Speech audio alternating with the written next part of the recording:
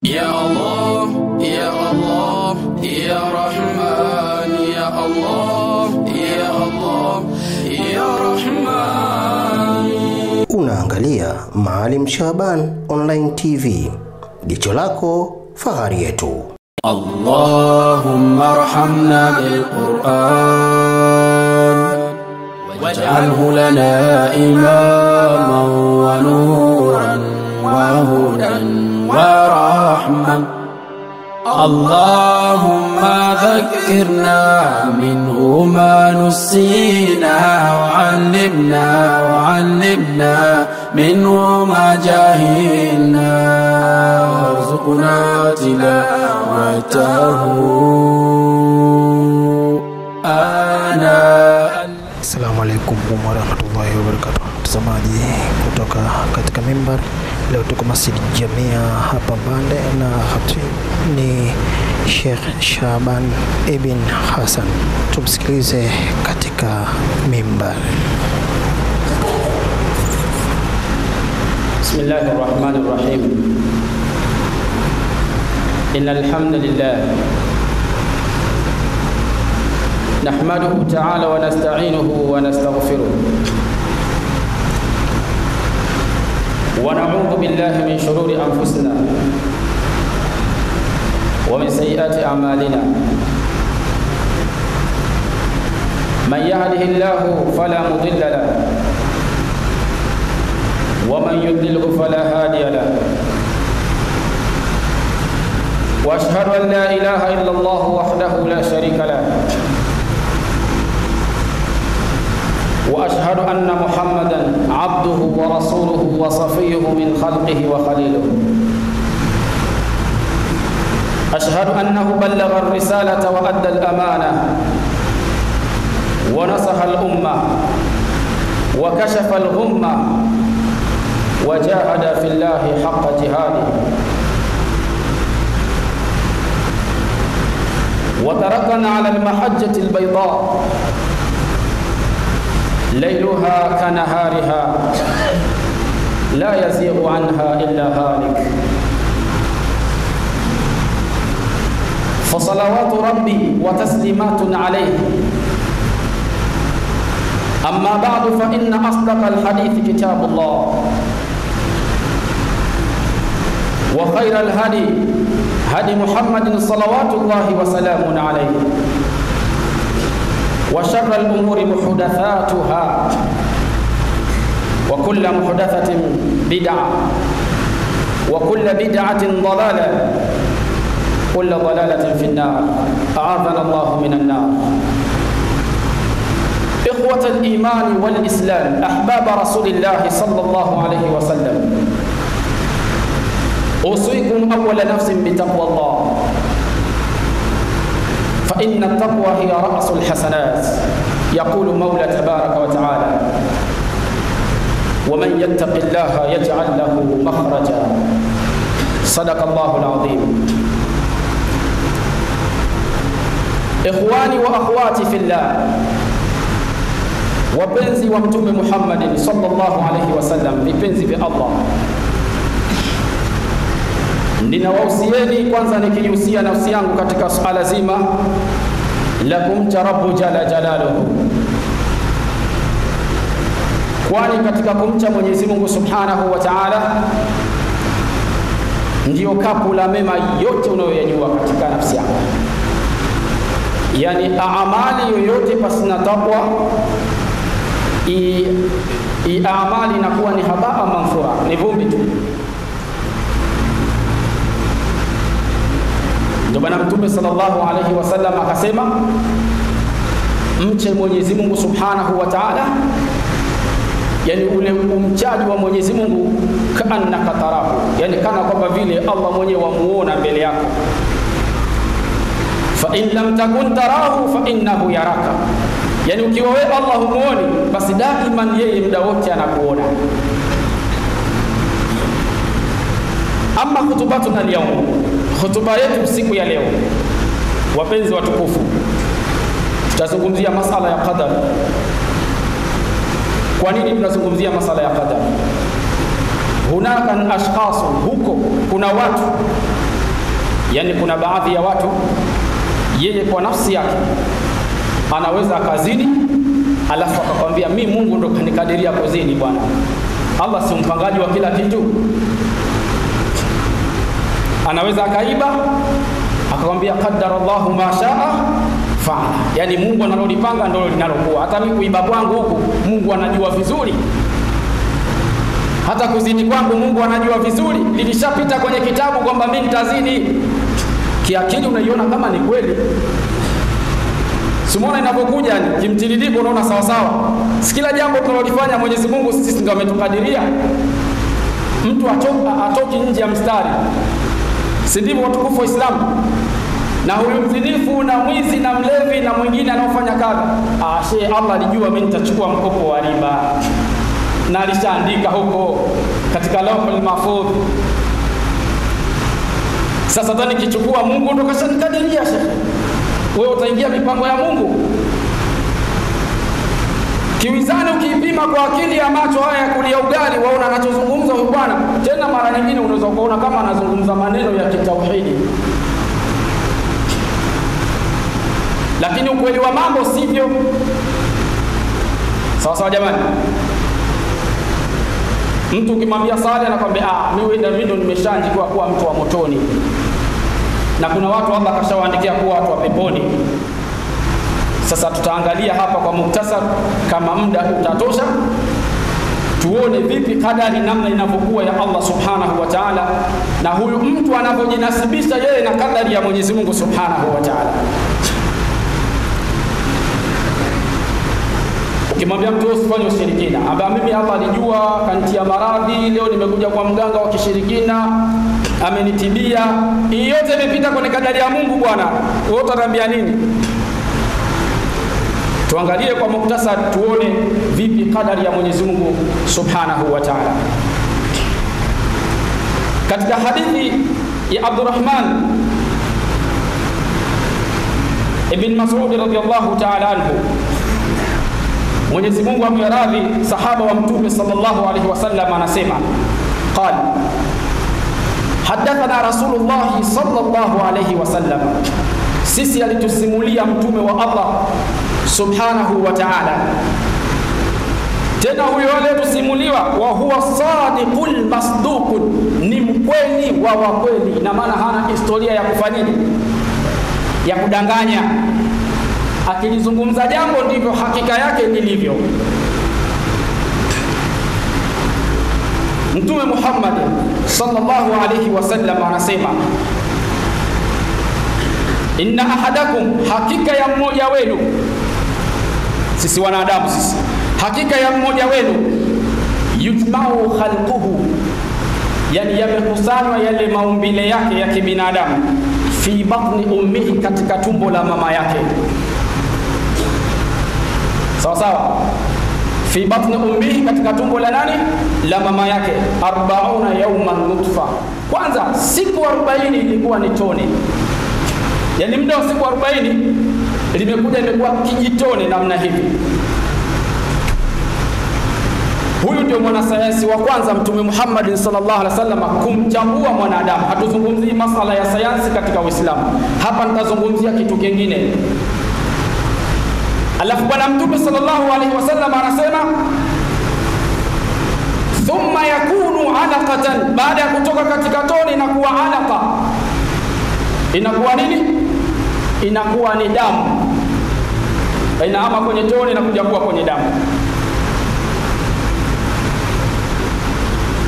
Kisha bwana Mtume sallallahu alaihi wasallam anasema mithlu dhalika, lakini mfano huo unakuwa ni zile zile siku 40. 40 yawman nutfa. 40 yawman nutfa. Sawa ndugu zangu. Thumma yakunu mudghatan, kisha linakuwa sasa pande la damu sasa. Sasa likishakuwa pande la damu, Allah subhanahu yakunu mudghatan, linakuwa pande la nyama sasa. Yani baada ya kutoka kwenye nutfa inakuja kwenye damu, inakuja kwenye pande la nyama. Lakini mtiririko wake unakuwa ni siku 40. Ndivyo maumbile yetu sisi namna yalivyo. Tena baada ya hapo bwana Mtume sallallahu alaihi wasallam anasema, thumma yursalu ilayhi malakun, Baada kushakuwa muda huo sasa, lishakuwa pande la nyama sasa, hutumwa malaika special kutoka mbinguni na Allah subhanahu wa ta'ala, anakuja mle mle tumboni kwa mamako, fayunfakhu fihi ruh. Yule malaika sasa anapulizia roho. Anapulizia nini? Anapulizia roho katika kile kiwiliwili. Kisha baada ya hapo malaika huyu anaamrishwa na Allah subhanahu wa ta'ala bikatabi rizqihi, aandike sasa riziki yake, yani mja huyu riziki yake itakuwaje. Alafu aandike na kitu kingine, ajalihi, aandike na ajali yake itakuwaje, wa amalihi, na amali zake atakazozifanya zitakuwaje. Kisha Mtume sallallahu alaihi wasallam anaendelea kusema washaqiyun au sa'idun, kama ni wema au ni mbaya pia anaandika yule malaika. Anasema bwana Mtume sallallahu alaihi wasallam, fa wallahi la ilaha ghairuhu, wallahi ninaapa kwa Mola ambaye hakuna Mungu zaidi ya yeye, inna ahadakum la ya'malu bi'amali ahli aljanna, hakika ya mmoja wenu atafanya matendo miongoni mwa matendo ya watu wa peponi, hata ma yakunu bainahu wa bainaha illa dhiraa, yani mpaka yale matendo yatakaribia baina yake yeye na baina ya kuingia peponi ni dhiraa moja tu. Baadhi ya mufasilina wanasema kwamba dhiraa iliyokusudiwa hapa si dhiraa ya hatua labda kupiga mkono kama hivi, hii ndio dhiraa. Ilichokusudiwa hapa, yani kinachomsubirisha yeye kuingia peponi, al-maut, yani ile akifa tu janna, hata ma yakunu bainahu wa bainaha illa dhiraa, yani inakopo zile amali zake zinampeleka kitendo cha kumpata umauti tu, yeye ni mtu wa peponi. Bwana Mtume sallallahu alaihi wasallam anasema fayusbiqu alayhi alkitab, basi itamtangulia yeye kadari ya Mwenyezi Mungu subhanahu wa ta'ala, fayamalu bi'amali ahli an-nari fayadkhuluha, atageuka mtu huyu atafanya matendo sasa ya watu wa motoni, kisha Allah tamtia motoni. Hapa ndipo penye hutuba yetu hasa. Ikiwa ni hivyo kweli, mtu anafanya matendo ya watu wa peponi mpaka inakuwa bainahu wa bainaha illa dhiraa, kisha inamtangulia kadari ya Allah subhanahu wa ta'ala, mtu huyu anageuka anakuwa muovu, kisha anakufa na uovu wake, anaingia peponi. Na Allah mwenyewe anadhibitishia katika Qur'ani, inna Allaha laysa bidhallamin lil'abid, Mungu si mwenye kumdhulumu mja iwaje amtangulizie kadari ya kumuingiza motoni. Ndio hapo watu wanasema mimi shehe niache ninywe, Allah kashanikadiria mimi mlevi, mimi ni mtu wa motoni tu, sishatangulia kadari. Ndio hapa mtu anakwambia mimi bwana wacha tu nizini, imeshanitangulia kadari. Kiukweli wa mambo sivyo mambo yalivyo. Sasa hapa ndo munitegee sikio, munipe masikio yenu ya moyo. Inakuwa vipi? Mfano watukufu wa Islam, twende kwenye mifano ya akili kidogo, alafu tutajua nini kadari. Wewe una watoto wako watatu, mimi nitaenda haraka nitawapa majina mimi, mmoja Fatima, mmoja Rashidi, mmoja Shaabani, watoto watatu unao nyumbani kwako. Watoto hawa wewe umeishi nao kwa miaka mathalan takriban miaka 5 au hata 10. Unawajua zile tabia zao. Fatima ukimpa pesa shilingi 1000, yeye anaenda kumpa mama yake anaweka. Sawa sawa tukufu wa Islam, twende pamoja hapa. Rashidi ukimpa pesa anatumia 500 anaweka. Shaabani ukimpa shilingi 1000, dakika 5 tu akirudi kashaifanyaje? Kashaimaliza. Tabia hii wewe unawafahamu watoto wako kwa muda wa miaka 5 mpaka 10. Ukachukua karatasi lako au daftari lako ukaandika, Fatima ukimpa shilingi 1000 anampa mama yake. Rashidi ukimpa shilingi 1500 anatumia 500 anaweka. Shaabani ukimpa 1000 anaimaliza baada ya dakika 2 tu. Ukimwita ukimuuliza ile 1000 iko wapi, cha kusema hana, kashaifyeka. Siku moja sasa wewe ukamwalika rafiki yako au ndugu yako au mtu yoyote, ukamwambia bwana, ninakualika nyumbani kwangu. Ninakualika wapi? Nyumbani kwangu. Mimi na watoto wangu watatu. Fatima tabia yake kadha, Rashidi tabia yake kadha, na Shaabani tabia yake kadha. Lakini tabia zao hizi mimi nimezirekodi katika daftari. Ikiwa wao wenyewe hawajui wewe ulichokifanyaje, ulichokiandika, yani ina maana umeandika wao wenye taarifa hawana. Sawa ndugu yangu. Baada ya pale wao ukamwita yule ndugu yako, ukamwambia sasa ona picha litakapokuwa hapa. Kaa hapa. Ghafla ukamwita Fatima. Fatima njoo, kampa 1000. Rashidi njoo. Uliyemwita hapa anaona na lile daftari ushamkabidhi zile tabia za watoto wako namna unapozifahamu. Rashidi njoo, kampa 1000. Shabani njoo, kampa 1000. Alafu kamuuliza umeonaje sisi? Si anasema bwana, ulichokisema na kilichoandikwa hapa ndio hicho. Na ndio nilichokiona hapa. Sasa swali basita, watukufu wa Uislamu. Ikiwa wao wenyewe hawajui maandishi yaliyoandikwa kwenye daftari, wajua wewe tu, je, yale maandishi ndiyo yaliyowafanya wao wawe vile? Ikiwa hata hawajui maandishi yameandikwa vipi, yani wao kwa kutumia kwao zile pesa, ni yale maandishi ya kwako uliokuwa ukiandika kwenye daftari ndivyo yalivyowafanya wawe vile, na hukuwalazimisha kila unayempa anafanya anavyotaka. Wewe yale maandishi ndio yale wasukuma Fatuma ampe mama yake, na Rashidi awe anatumia 500 anaweka, Shabani 1000 akitumia na akipata na maliza yote. Maandishi ndio yale wasukuma au ni wao wenyewe? Suali utapata kwamba ni wao wenyewe, kwa sababu hata hayo maandishi hawajui wewe namna ulivyowanoti. Ina maana pale ulichonoti kwa kutumia ile ilmu yako na namna ulivyowasoma wale watoto wako. Ndipo sisi Allah alipotuumba tu katika uwanja wa roho, Allah mwenyewe akajua, akasema roho hii iwe itakavyokuwa haitaweza kunikubali hii. Allah kaandika roho hii iwe itakavyokuwa, roho hii itakuja itageuka itakuwa Muislamu, itanitii mimi. Roho hii hapa itakuja itakuwa mwizi, hata kama utaipa adhabu kiasi gani haitakubali. Kwa elimu hile Allah alipoijua ndipo akainoti katika sasa kwenye mabuku. Ndio Allah subhanahu wa ta'ala akasema, inna hadainahu sabila imma shakiran wa imma kafura. Sisi tumewapa njia mbili, ima ukufuru au shukuru. Ina maana inaonesha wazi wanadamu wanayoyafanya si maandishi ya Mwenyezi Mungu, bali ni nafsi zao. Allah aliyanoti yale maandishi kwa elimu yake na utambuzi wake wa kujua kwamba nafsi hii iwe itakavyokuwa, nafsi hii itakuwa Budha, nafsi hii itakuwa Christian, nafsi hii itakuwa Muislamu, kwa ile elimu yake. Sio kama alipokuumba moja kwa moja kwa kuandika wewe motoni, wewe peponi, wewe hivi. La hasha. Tumefahamiana vizuri watukufu wa Islam. Kwa kiskaifa yusbiqu alayhi alkitab. Kitabu kinachokutangulia hapa ni kile Allah alichokitambua kwa elimu yake. Kama wewe ulivyotambua ile elimu ya watoto wako watatu.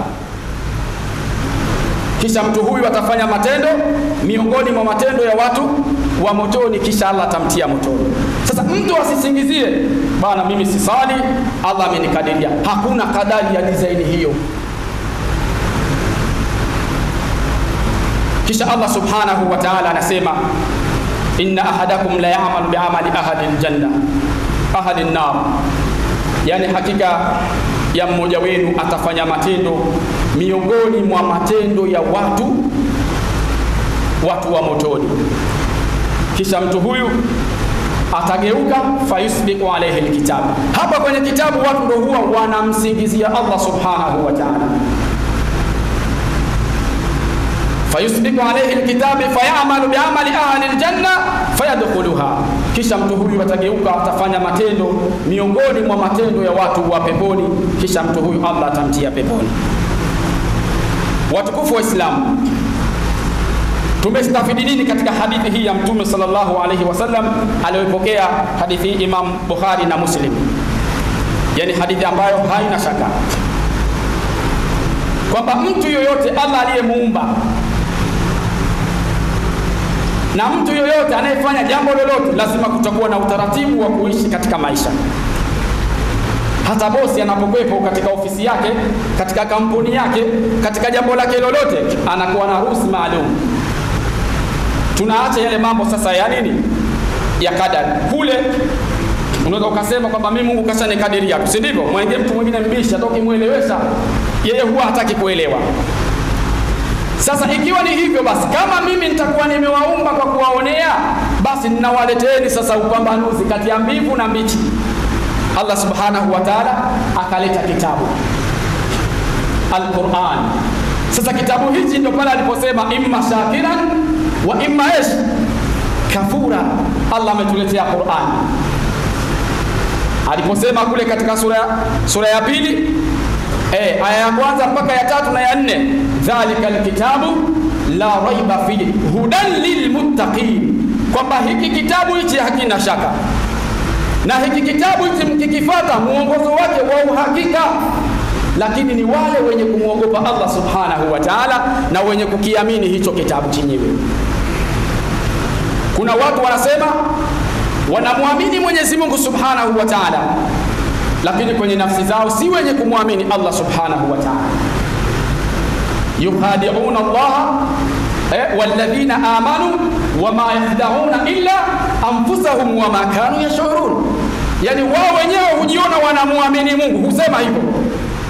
Na ukimwambia na kwamba mimi bana mimi ni Uthman, mimi ni Rashidi, babu yangu alikuwa na madrasa, baba alikuwa na madrasa, ukoo wetu wa kisharifu, utanieleza nini shekhi? Aliyokuambia ukoo wa kisharifu ndio unaenda peponi nani? Aliyokuambia ukiwa tu ukoo wa kisharifu ndio utakuwa umepita kwenye njia ya sawa sawa, umeokoka ni nani? Sio ukoo wa kisharifu. Hata kama umezaliwa baba yako mtume, kwani mitume wangapi watoto zao walikufa si katika Uislamu?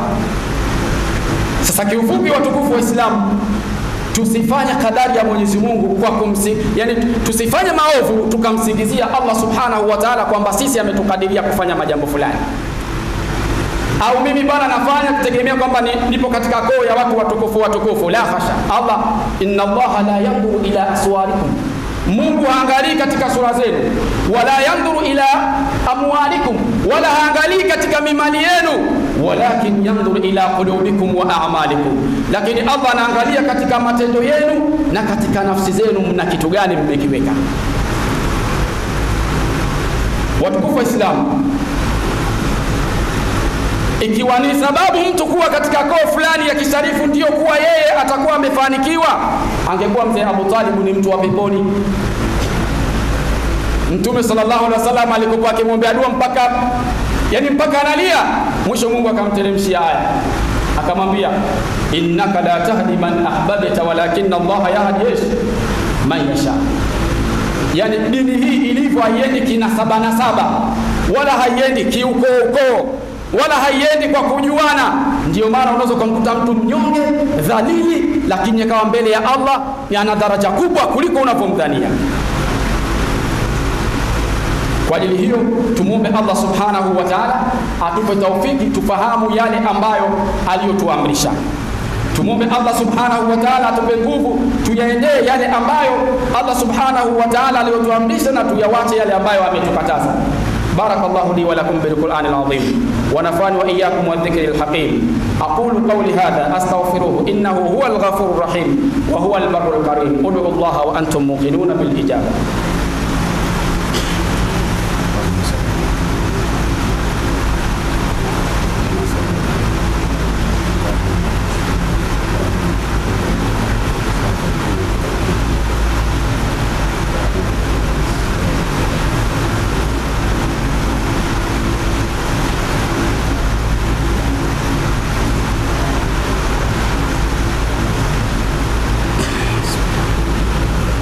الحمد لله والصلاة والسلام على رسول الله محمد بن عبد الله صلى الله عليه وسلم. إخواني وأخواتي في الله، أوصيكم مرة ثانية بتقوى الله. Ninawausieni tena kwa mara ya pili kumcha Mwenyezi Mungu Subhanahu wa Ta'ala, kwani katika kumcha Allah Subhanahu wa Ta'ala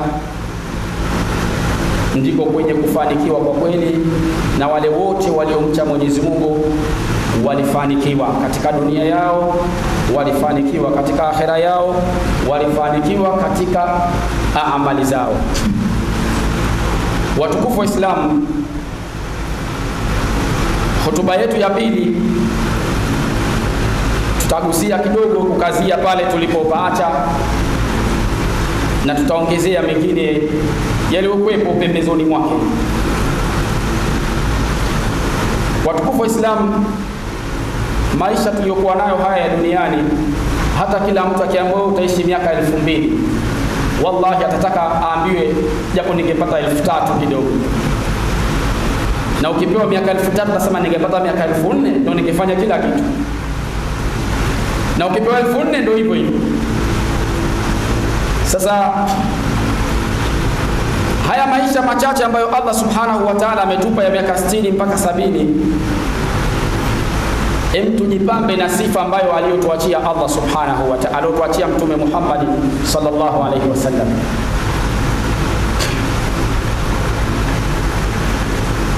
Leo tupo katika mgongo huu wa ardhi. Mtu ataongea kwa utashi wake na akili yake vile inavyomtuma. Waweza ukamwamrisha jema akaongea anavyojua, lakini jua kwamba hicho unachokizungumza utakwenda kukikuta, hata kama kikiwa ni kidogo. Na hata kama umezungumza kwa masahara, mweze kukwambia mbona husali? Ndio Mungu kanikadiria. Si Mungu kakukadiria, si ndio? Basi Allah taandika hicho, kwa sababu wako malaika special wamepewa kazi waliandike kubwa na dogo. Alafu siku ya kiyama Allah Subhanahu wa Ta'ala atakwambia iqra kitaba, mheshimiwa, kitabu chako hiki kisome mwenyewe na jihesabu mwenyewe kwa nafsi yako. Kama sisi tutakuwa ukisema tutahesabu sisi, utasema utatudhulumu, utasema tunakudhulumu. Yani nafsi ilivyo hata mbele ya Mungu itaona inadhulumiwa. Sasa Mungu atakwambia iqra kitaba, kitabu chako hichi mheshimiwa wewe, hebu soma yaliyomo humu ndani. Wewe ndio ulikuwa fatani, ulikuwa fitna wewe. Mtu akitaka kupata kheri wewe hujisifia, tena hujisifia na kujinakama kabisa. Wewe subiri, mimi naharibu leo, hakiwi kitu pale. Bwana wewe, hakiwi kitu pale. Kweli atakwenda kwa huyu, unataka kumpa kitu fulani, unamjua vizuri yule shehe yule, uko wao kule wote wachawi, ukimpa tuna mali zako unafilisika hizi. Mtu anabadilisha nia yake. Jana tukakwambia shehe, ukija kesho asubuhi tu nitakupa hiyo 500,000, nitakupa hiyo milioni ukafanyie biashara. Ukija mtu kageuka mzima, unajua bwana, tumepiga hesabu kule benki, sasa ule mkopo si kimeingia hiki, subiria kidogo. Akirudi mtaani, siniwaambieni kiko wapi? Siniwaambieni hapa. Sasa sema atapewa, kiko wapi? Sasa wewe sifatani, si fitna au sivyo? Sasa utakwenda kukutana na mabingwa wa fitna utakapofika mwanandani. Utapofika katika mwanandani ndio utakutana na mabingwa wa fitna. Kiufupi watukufu wa Islam, Allah ametupa hii lulu ya wakati. Basi wallahi tuitumieni vizuri. Tusimsingizie tu viji mambo Allah kila kitu ni hapana. Allah katupa ubainifu. Katupa Qur'ani mwongozo. Qur'ani hii mtu akiifuata vizuri hapotei. Mtume sallam anasema taraktum fikum amrayn, mimi nimewaachieni mambo mawili, lan tadhillu ma tamassaktum bihima, hamtapotea iwapo mtashikamana na mambo mawili hayo, kitabullahi wa sunnatan nabiyya, kitabu cha Mwenyezi Mungu Subhanahu wa Ta'ala na sunna ya bwana Mtume sallallahu alayhi wasallam. Mtu akikifuata kitabu hiki na akifuata mwenendo huu wa rasuli, basi mtu huyu hatapotea. Hata kwenye akili za watu akionekana yupo katika maisha, yupo katika njia ya udhalili, lakini ndani yake ana njia ya utukufu. Mfano kama unavyoona akina Bilali. Bilal bin Rabaha, yeye alikuwepo ni mtu mmoja akionekana ni dhalili katika macho ya watu. Lakini siku moja Mtume alipokwenda Mi'raj alimkuta Bilali amemtangulia kuingia peponi kwa utukufu aliokuwa nao huyu kiumbe. Sasa watukufu wa Islam, haya mambo hayaji tu katika kula karata, sijui ubao, sijui Simba, sijui Yanga, sijui nini, sijui kuna watu wanakufa shehe kwa ajili tu timu imefungwa, pressure, ugonjwa wa moyo, na anakufa kabisa. Watu wanaenda kumzika kabisa kwa pressure na hofu, kwa sababu tu timu yake imefungwa. Subhanal Malikul Qudus. Tuko wapi sisi na kitabu chetu watukufu wa Islam? Mbona hatujawahi kusikia tetesi? Kuna mtu adhana tulipoadhiniwa tukachanganyikiwa kweli kweli, ile hofu ya Allah mpaka kapoteza uhai.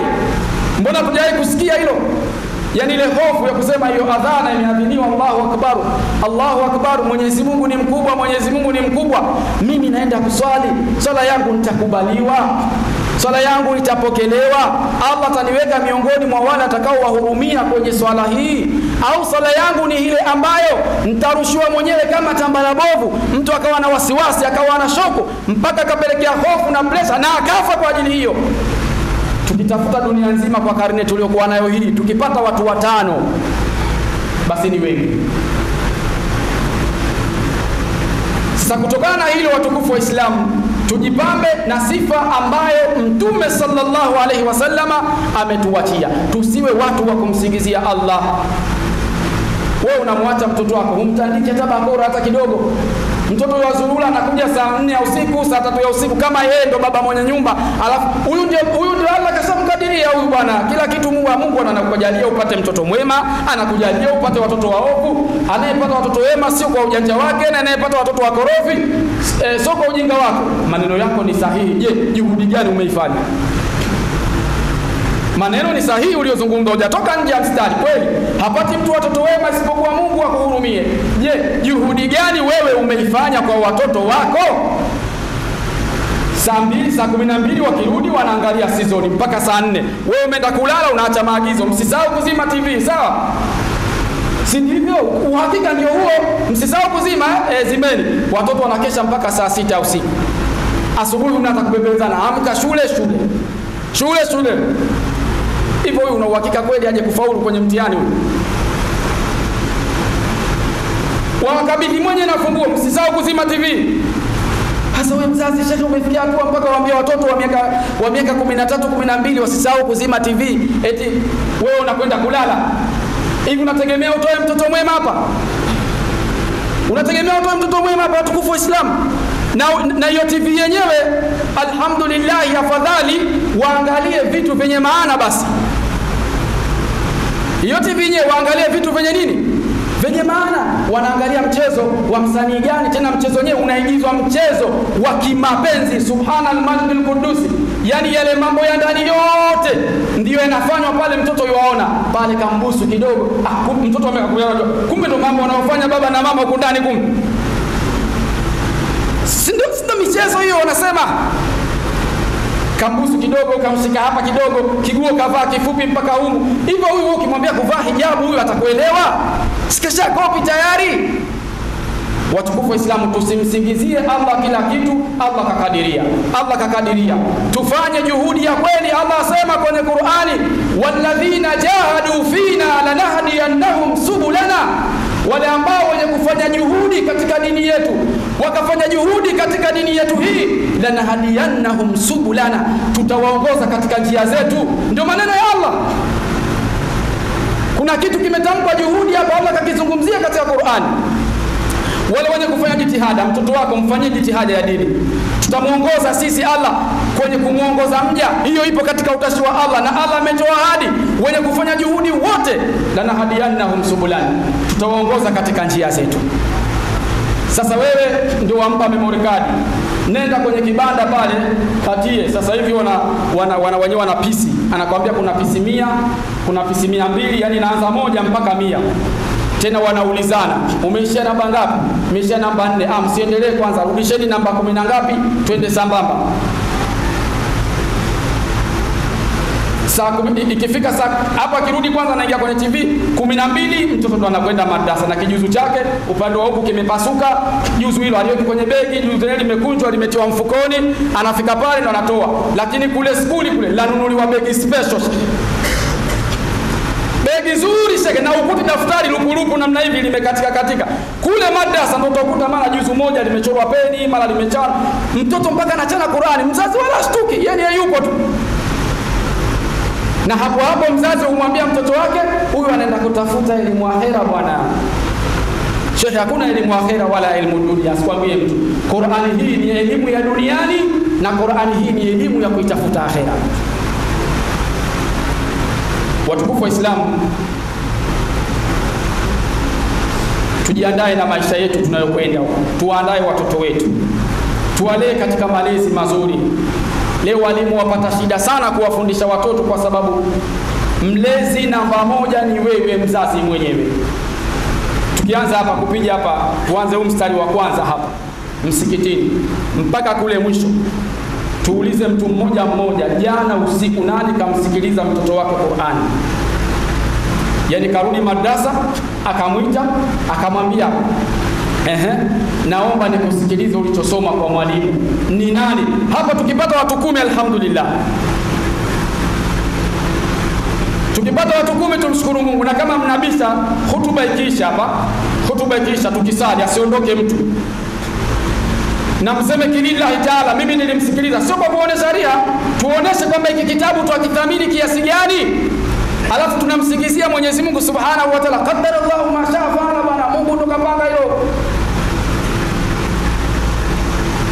Watukufu wa Islam, tumuombe Mwenyezi Mungu atufanyie uwepesi haya tuliyoyasikia tuweze kuyafanyia kazi. Haya tuliyoyasikia tuweze kuyaingiza katika mioyo yetu. Allah Subhanahu wa Ta'ala, watukufu wa Islam, kwa kumalizia hotuba yangu, siku ya kiyama Mwenyezi Mungu kila mtu atampa kitabu chake, kila mtu atampa jambo lake alilolifanya, kila mtu Allah Subhanahu wa Ta'ala atakwenda kumwambia asome. Na isitoshe ndugu zangu wapenzi watukufu, hiyo siku yenyewe sisi namna tunavyojua kwenye akili zetu sivyo namna tulivyoifikiria. Mwenyezi Mungu anasema kwa kumalizia, anasema yauma yunfakhu fi suri fasaika man fi samawati wa man fi al-ard, siku ambayo litapulizwa lile baragumu lile, fasaika man fi samawati wa man fi al-ard, vitakufa vilivyomo mbinguni vyote na vitakufa vilivyomo ardhini. Wa humilatil ardu wal jibalu fanukata dakatan wahida, milima itagongeshwa mgongesho huu. Allah atakusanya mlima huku na huku, afa ataigongesha pamoja, kisha itasambaratika, ardhi itakuwa tambalale dunia nzima. Ardhi tambalale itakuwa dunia nzima. Alafu Mwenyezi Mungu Subhanahu wa Ta'ala anasema wal malaku ala arja'iha wa yahmilu arsha rabbika fawqahum yawma idhin thamania, yani wale malaika wenye kuibeba arshi ya Mwenyezi Mungu Subhanahu wa Ta'ala siku hiyo watakopo malaika 8. Watukufu wa Islam, swali basita, swali dogo tu. Mfano mtu anatengeneza barabara, si ndio? Mkandarasi au fundi, au mtu anatengeneza nyumba au chochote. Alafu yule msimamizi mkuu siku hiyo aseme mimi nataka ujenzi uishi tarehe fulani, lakini kuanzia tarehe 1 hapa bana wajenzi itabidi wawe wajenzi 20. Hivi kinachoonesha hapa kwamba hawa wajenzi hapa wako 20 au wako chini ya 20? Kinachoonesha kwamba hawa wako chini ya ngapi? Wapo chini ya 20. Na maana msimamizi anasema ikifika Jumatano nataka wajenzi hao wawe 20. Inaonyesha ule muda anaozungumza pale wale wajenzi wako chini ya ngapi? Chini ya 20. Sasa Allah anasema katika Qur'an, wa yahmilu arsha rabbika fawqahum yawma idhin thamania, wale malaika wanaoibeba arshi ya Allah siku ya kiyama watakuwa 8. Ina maana sasa hivi wako chini ya 8. Allahu aalam kama wako 4, kama wako 3, kama wako 2, Allah mwenyewe anajua. Lakini siku ya kiyama Allah anasema watakuwa 8. Sasa tujiulize, mpaka siku hiyo Allah aongeze malaika wawe 8 wa kuishikilia arshi ya Allah Subhanahu wa Ta'ala. Hivi hapo tunapata tafsiri gani? Kwamba hiyo siku itakuwa ni siku ya kishindo kweli kweli, sio mchezo. Sasa tujipange, mimi na wewe na familia zetu na watoto wetu, tuache ule mzaha na maskhara. Mwambie mtoto wako wa kike avae hijabun, ni lazima. Mwambie mkeo avae hijabun, mwambie asali, asome Qur'ani, afanye adhkari. Kuna maisha yatakuja baada ya haya. Maisha hayo yana mwanzo tu lakini hayana mwisho. Yana mwanzo tu lakini hayana mwisho. Sasa iwaje uende sawa, utajifanya wewe bana mimi Mungu ndo kanikadiria kuwa hivi, sio? Mwingine anakuambia hamna kiyama bana, ni maneno tu, hamna kufa bana, hamna adhabu, hamna kuhesabiwa, hamna kadha. Sawa. Tufanye ujafanya amali, umekwenda mbele ya Mungu, hakuna kiyama, hakuna kuhesabiwa, hakukuwa na chochote, ndio umekufa, umeoza, umeisha. Tufanye iwe hivyo, alhamdulillah. Japo sio hivyo. Lakini je, hujasali, hujafunga, hujatoa zaka, hujafanya lolote, alafu umekwenda kiyama kipo kweli. Hivi huyu aliyofanya na huyu asiyofanya yupi bora? Bora ufanye ukienda uone kwamba hakuna, alhamdulillah limeisha. Lakini uende alafu sasa ukutane nacho na hujafanya, alafu utamwambia Mwenyezi Mungu, ya Rabbi rji'uni, ya Rabbi turejeshe basi, la'alli a'mal salihah, wenda na mimi nikafanya matendo mazuri. Mwenyezi Mungu anatuambia, nyinyi wanadamu nini, mkishafika huku kwangu kurudi duniani, hata yalijal jamalu fi sammi khiyat, yani ichukuliwe tundu ya sindano alafu ngamia pale apite, alafu mimi ndo nitawarudisha tena duniani. Yani ni maneno fulani ya kukatisha tamaa. Yani ngamia penye kwenye tundu ya sindano, sio ngamia tu, huyo sisimizi tu kupenya kwenye tundu ya sindano shughuli. Sasa kutokana na hilo, mimi niwaambieni watukufu wa Islam, haya tuliyosikia tuyafanyie kazi. Tutapewa vitabu vyetu, tutasoma wenyewe na tutahesabiwa. Uhakika huo upo. Inna wa'ada Allahi haqqun, ahadi ya Mungu ni kweli.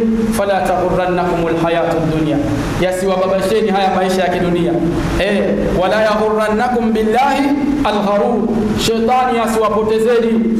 Shikamaneni na kitabu chenu, mcheni Allah subhanahu wa ta'ala, muende mbele ya Allah hali ya kuwa mmesalimika, muende mbele ya Allah hali ya kuwa mna amani ya nafsi zenu. Lakini tukisema tutasubiria hawa watoto watakuja kurekebishwa, mwingine atakwambia asiyefunzwa na baba atafunzwa na ulimwengu. Bado kwamba ulimwengu unamfundisha mtoto ni nani? Mwenyezi Mungu atujalie tuwe wenye kuyasikia, tuwe ni wenye kuyafanya kazi.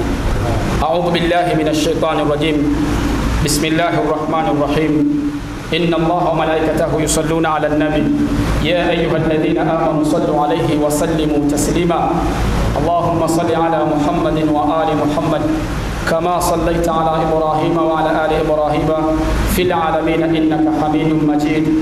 اللهم أعز الإسلام والمسلمين وأذل الشرك والمشركين وانصر إخواننا المسلمين في كل مكان يا رب العالمين. اللهم انصر إخواننا المسلمين في كل مكان يا رب العالمين. اللهم انصر إخواننا المسلمين في كل مكان يا رب العالمين. اللهم اغفر المؤمنين والمؤمنات والمسلمين والمسلمات الأحياء منهم والأموات برحمتك يا أرحم الراحمين، خصوصا من أصحاب رسول الله سيدنا أبو بكر وعثمان وعلي وعمر وعثمان وعلي رضوان الله تعالى عنهم أجمعين. وصلى الله على سيدنا محمد وبارك وسلم برحمتك يا أرحم الراحمين. وأقم الصلاة.